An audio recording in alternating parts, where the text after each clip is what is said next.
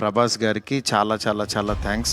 9 మంత్స్కి ఒక సినిమా తీసే నేను ఒక 3 సంవత్సరాలు చాలా కష్టపడి ఇష్టపడి ఆయనకి నచ్చే విధంగా ఆయన్ని ఇంప్రెస్ చేస్తూ ఆడియన్స్ ఆయన్ని ఎలా చూడాలనుకుంటున్నారో ఆడియన్స్ ఫీడ్బ్యాక్లు తీసుకుంటూ ఒక ప్రోడక్ట్ చేయడం జరిగింది.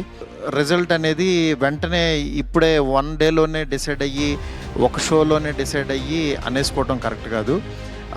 ఎందుకంటే ఇప్పుడు పండగ ఉంది, అన్ని సినిమాలు చూస్తున్నారు, చూడాలి. ఒక 10 రోజులు ఆగితే ఈ సినిమా ఏంటని తెలుస్తుంది. ఎందుకంటే ఎప్పుడైనా సరే మనకి కొత్త పాయింట్తో వచ్చిన సినిమా కూర్చోగానే ఎక్కేసి అద్భుతం జరిగిందని అనుకో.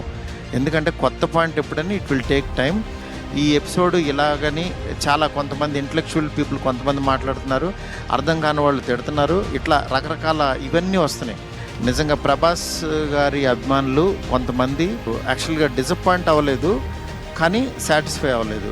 బికాజ్ మేము ట్రైలర్లో ప్రభాస్ గారిని ఓల్డ్ గెటప్ చూపించాము, ఇట్లా రాక్షసుణ్ణి అనేది చూపించాము, ఆయన యాటిట్యూడ్, ఆయన స్వాగ్, ఇవంతా ఆయన్ని ఎక్కువ పరిచయం చేసాం.